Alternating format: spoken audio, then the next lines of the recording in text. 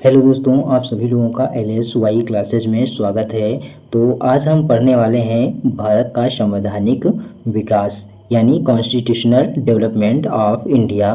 तो इसके हम टॉप 20 क्वेश्चन करने वाले हैं जो बहुत ही इम्पोर्टेंट हैं। आप लोग देख सकते हैं कि किसी न किसी एग्जाम में ये पूछे गए क्वेश्चन है। तो पहले क्वेश्चन से स्टार्ट करते हैं। पहला क्वेश्चन है हमारा, किस अधिनियम के द्वारा अंग्रेजों ने अखिल भारतीय संघ प्रस्तावित किया था? क्वेश्चन है, पहला क्वेश्चन है ऑप्शन दिया हुआ इंडियन काउंसिल अधिनियम 1892। दूसरा ऑप्शन है भारत सरकार अधिनियम 1909।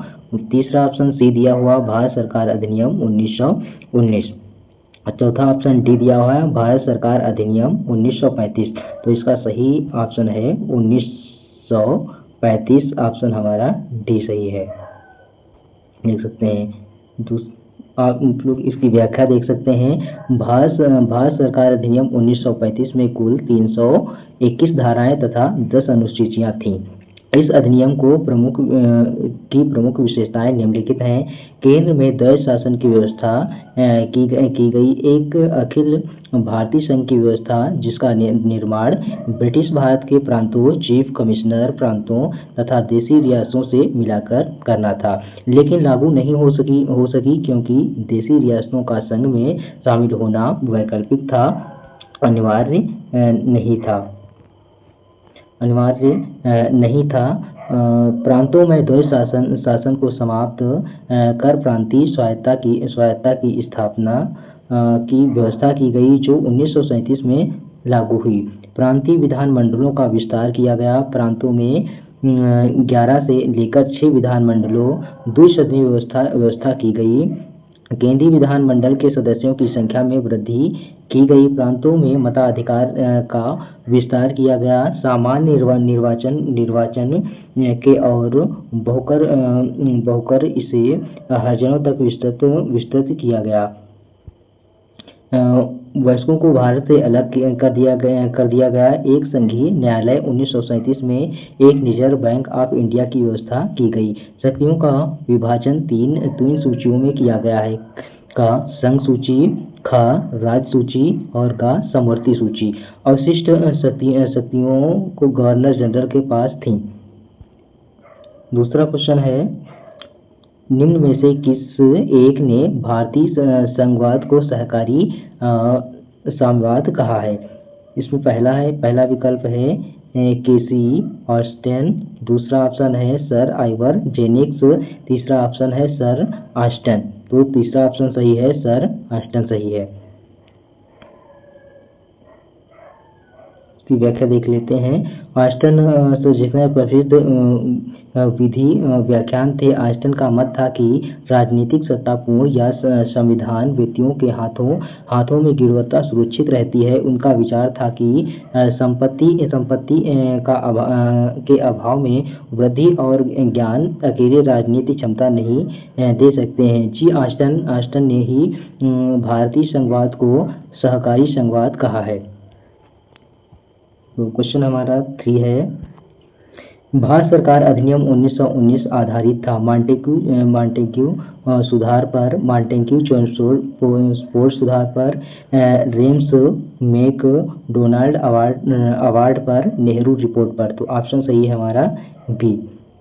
व्याख्या देख लेते हैं। भारत सरकार अधिनियम 1919 को मॉन्टेग्यू चेम्सफोर्ड सुधार के नाम से जाना जाता है। मॉन्टेग्यू भारत सचिव थे जबकि चेम्सफोर्ड भारत के वायसराय थे। क्वेश्चन नंबर 4 है हमारा, भारतीय संविधान सभा का प्रथम सत्र कब हुआ था? तो भारतीय संविधान ऑप्शन नंबर 1 है 9 दिसंबर को हुआ था, 16 को हुआ था और 26 नवंबर 1946 को हुआ था। तो सही ऑप्शन है हमारा, कौन सा ऑप्शन सही है? ए ऑप्शन सही है, 9 दिसंबर 1946 को हुआ था। व्याख्या देख लेते हैं। संविधान के निर्माण हेतु संविधान सभा की प्रथम बैठक 9 दिसंबर 1946 ईस्वी को नई दिल्ली स्थित काउंसिल चैम्बर के प्रस्तावर भवन में हुई। सभी के वरिष्ठतम सदस्य डॉक्टर सत्यानंद सिन्हा को सभा का अस्थायी अध्यक्ष चुना गया। क्वेश्चन यहाँ से भी आता है कि अस्थायी संविधान सभा का अस्थायी अध्यक्ष किसे चुना गया, तो किसे चुना गया है, डॉक्टर सत्यानंद सिन्हा को चुना गया है। पांचवा क्वेश्चन है, भारत गवर्नर जनरल का पद पहली बार किस अधिनियम के अंतर्गत बनाया गया, तो किस अधिनियम के अंतर्गत बनाया गया है, देख लेते हैं। 1773 के रेगुलेटिंग एक्ट अधिनियम, फिर इंडिया अधिनियम 1784, भारतीय परिषद अधिनियम 1861, चार्टर्स अधिनियम 1793। तो ऑप्शन सही है ए, 1793 के रेगुलेटिंग अधिनियम के द्वारा। अब इसकी व्याख्या देख लेते हैं। 1773 के रेगुलेटिंग एक्ट के तहत बंगाल के गवर्नर को बंगाल का गवर्नर जनरल बना दिया गया है। इस एक्ट के तहत हेस्टिंग्स शासन के पहले गवर्नर जनरल बने। हेस्टिंग्स के एक 1833 के अधिनियम के तहत बंगाल के गवर्नर जनरल को भारत का गवर्नर जनरल बनाया गया। लॉर्ड विलियम बेंटिक भारत के प्रथम गवर्नर जनरल 1833 के एक्ट के तहत थे। क्वेश्चन नंबर है हमारा 6, किस अधिनियम के द्वारा कलकत्ता में सुप्रीम कोर्ट की स्थापना की गई है, तो ऑप्शन नंबर हमारा ए है 1773, भारतीय परिषद, नंबर बी ऑप्शन है परिषद अधिनियम 1861, सी है भारत सरकार अधिनियम 1935, ऑप्शन डी है भारत संविधान 1950। तो ऑप्शन हमारा ए सही है, रेगुलेटिंग एक्ट 1773 की। व्याख्या देख लेते हैं इसकी। भारत में सर्वप्रथम रेगुलेटिंग अधिनियम 1773 द्वारा कलकत्ता बंगाल में 1774 में एक सर्वोच्च न्यायालय की स्थापना की गई थी। क्वेश्चन नंबर 7 है, मॉन्टेग्यू सुधार 1909 का प्रमुख प्रावधान कौन नहीं है, तो पहला ऑप्शन है विधान परिषदों के आकार में वृद्धि, बी है विधान परिषद में सरकारी बहुमत, नंबर सी है सांप्रदायिक और पृथक निर्वाचन पद्धति, नंबर डी है केंद्रीय विधान परिषदों में निर्वाचित सदस्यों को स्थान नहीं। तो ऑप्शन है डी, ऑप्शन डी हमारा सही है। इसमें कहा गया है मॉन्टेग्यू मिंटो सुधार 1909 के तहत केंद्रीय विधान परिषदों में निर्वाचित सदस्यों को स्थान दिया गया था। क्वेश्चन नंबर 8 है, निम्नलिखित में से किसने अधिनियम ने ब्रिटिश में एक ऐसे निर्वाचन बोर्ड की स्थापना का प्रावधान किया जिसके माध्यम से ब्रिटिश सरकार भारत में ईस्ट इंडिया कंपनी की दीवानी, सैन्य और राज्य संबंधी सभी मामलों पर पूर्ण तरह नियंत्रण रख सके। तो पहला ऑप्शन है हमारा 1773 का रेगुलेटिंग एक्ट, बी ऑप्शन है 1784 का ईस्ट इंडिया अधिनियम, ऑप्शन सी है 1833 का चार्टर अधिनियम, ऑप्शन डी है 1858 का भारत सरकार अधिनियम। तो हमारा सही ऑप्शन है बी, सही ऑप्शन है। व्याख्या देख लेते हैं। पीस इंडिया अधिनियम 1774 ने ब्रिटिश में बोर्ड ऑफ कंट्रोल की स्थापना की है। यह बोर्ड ईस्ट इंडिया कंपनी के दीवानी, सैन्य और राजनीतिक मामलों पर ब्रिटिश सरकार का नियंत्रण स्थापित करने के लिए बनाया गया था। इसमें 6 सदस्य होते थे और यह ब्रिटिश कैबिनेट के प्रति उत्तरदायी था। इस अधिनियम के तहत भारत में बोर्ड ऑफ डायरेक्टर के साथ समन्वय बनाकर कार्य किया जाता था। अतः ऑप्शन हमारा जो क्या है, बी सही है। अतः हमारा ऑप्शन बी सही है, ये वाला।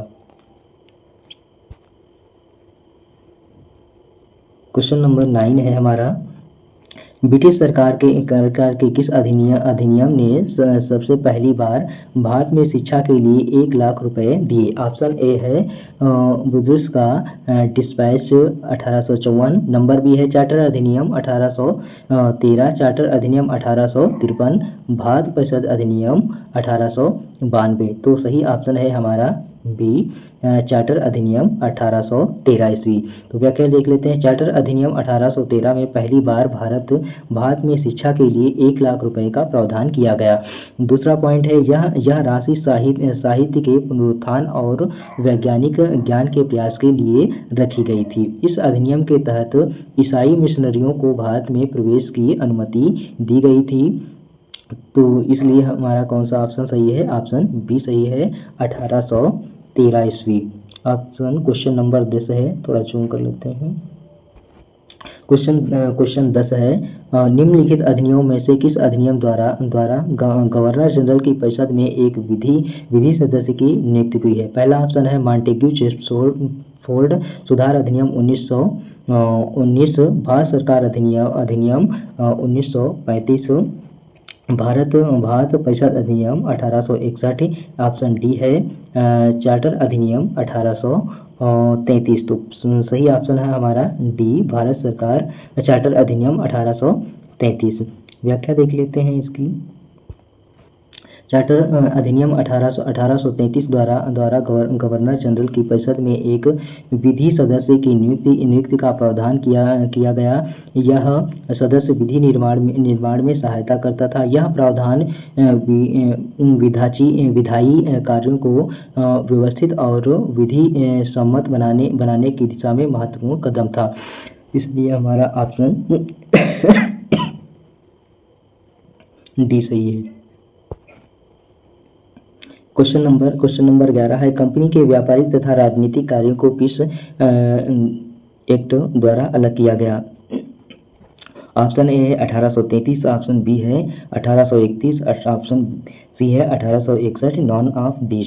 तो चार्टर अधिनियम 1833। तो ऑप्शन हमारा सही है 1833। व्याख्या देख लेते हैं इसकी। चार्टर अधिनियम 1833 द्वारा ईस्ट इंडिया कंपनी के व्यवस्थापिक कार्य समाप्त कर दिए गए। इसके बाद कंपनी केवल प्रशासनिक और राजनीतिक कार्यों तक सीमित हो गई। इसे कंपनी के व्यापारी और शासक इन दोनों रूपों को अलग कर दिया गया। ऑप्शन हमारा सही था, ऑप्शन ए। क्वेश्चन नंबर 12 आ चुका है। क्वेश्चन 12 है, 1861 के अधिनियम की मुख्य विशेषताएं थी। नंबर ए है, गवर्नर जनरल को आवश्यकता पड़ने पर अध्यादेश जारी करने का अधिकार दिया गया है। नंबर बी है, प्रांतों को स्थायी विषयों से संबंधित कानून के निर्माण का अधिकार दिया गया है।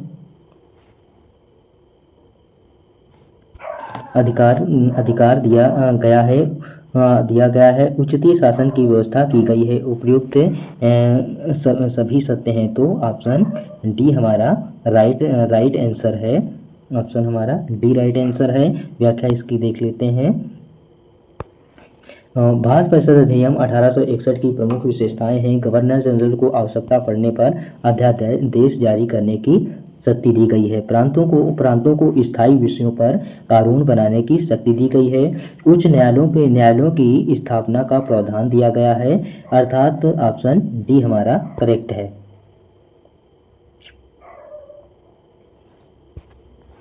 क्वेश्चन नंबर 13 है, निम्नलिखित में से भारतीय स्वतंत्रताओं का अधिकार पत्र किसने कहा है? Regulating act 1773, Pitt's India act 1784, charter act 1813। तो हमारा ऑप्शन सी सही है, चार्टर एक्ट 1813। व्याख्या देख लेते हैं।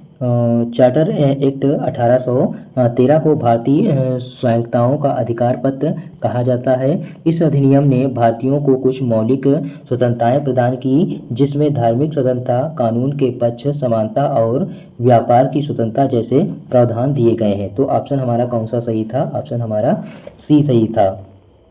क्वेश्चन 14 देखते हैं, निम्नलिखित में से किस अधिनियम द्वारा भारत में प्रतिनिधि संस्थाएं प्रथम बार प्रारंभ हुई? चार्टर एक्ट 1853, भारत सरकार अधिनियम 1858, भारत सरकार अधिनियम 1861, भारत परिषद अधिनियम 1892। तो हमारा सही ऑप्शन है डी, भारत परिषद अधिनियम 1861।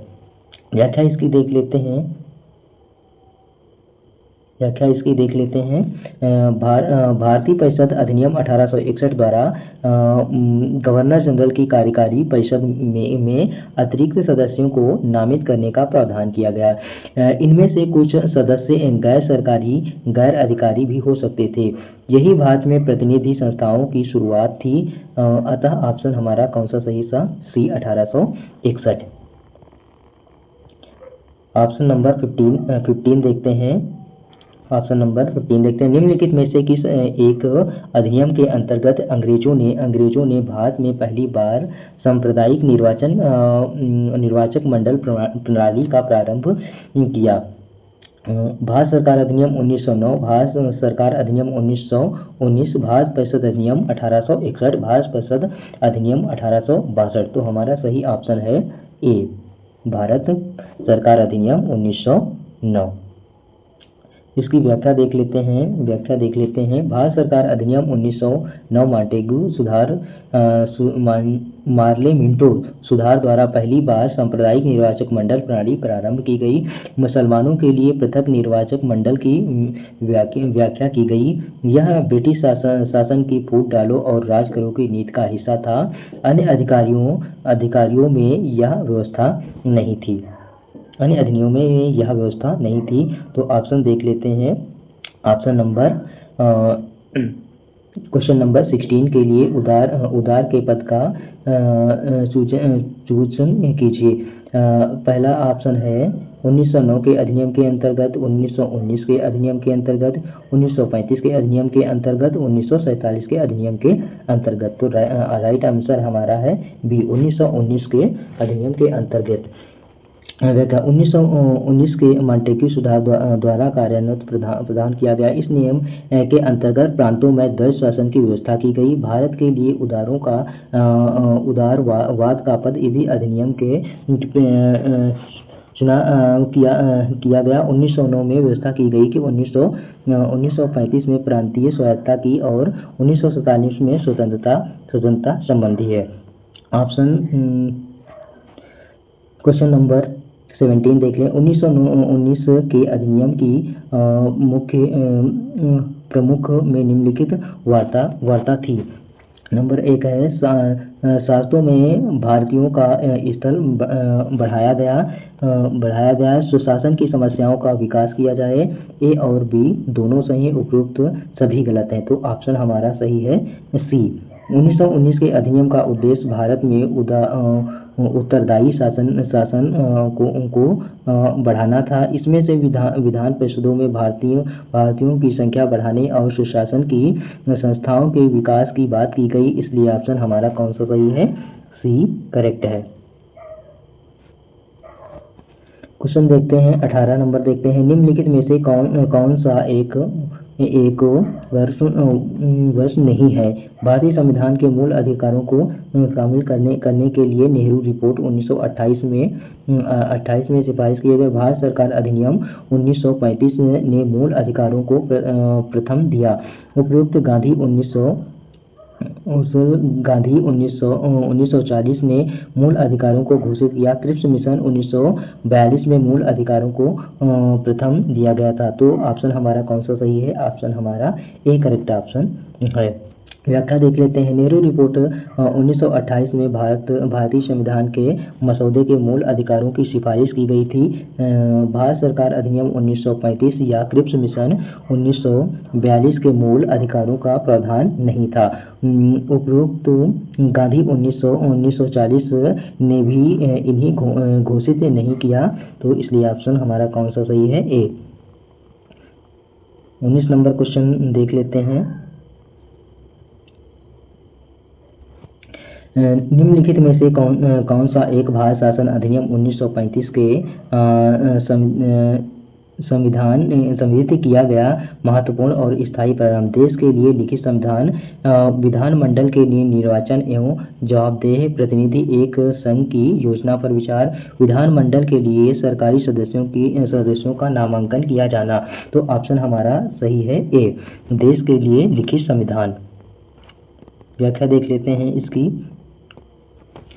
1935 का अधिनियम भारत के लिए पहला लिखित संविधान था। यह एक व्यापक एवं विस्तृत दस्तावेज था। अन्य सभी प्रावधान पहले के अधिनियमों में से किसी विधि के रूप में थे। अतः ऑप्शन ए सही है हमारा।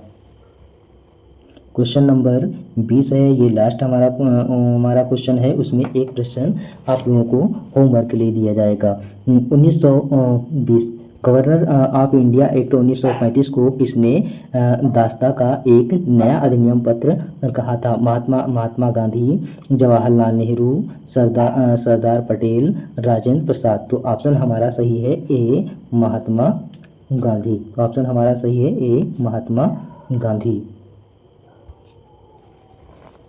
इसकी व्याख्या देख लेते हैं। महात्मा गांधी ने 1935 के अधिनियम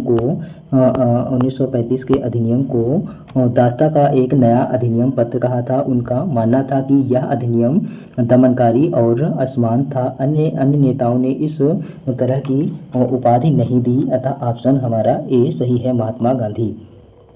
तो ये आप लोगों के घर के लिए एक होमवर्क के लिए क्वेश्चन है, जो आप लोग वीडियो के कमेंट में इसका आंसर बताएंगे और ये भी बताएंगे आप लोगों को ये क्लास कैसी लगी। हमारी क्लास को लाइक करें और चैनल को सब्सक्राइब करें। एक प्लेलिस्ट मिलेगी जिसमें आपको इसी लेवल के क्वेश्चन मिलते रहेंगे।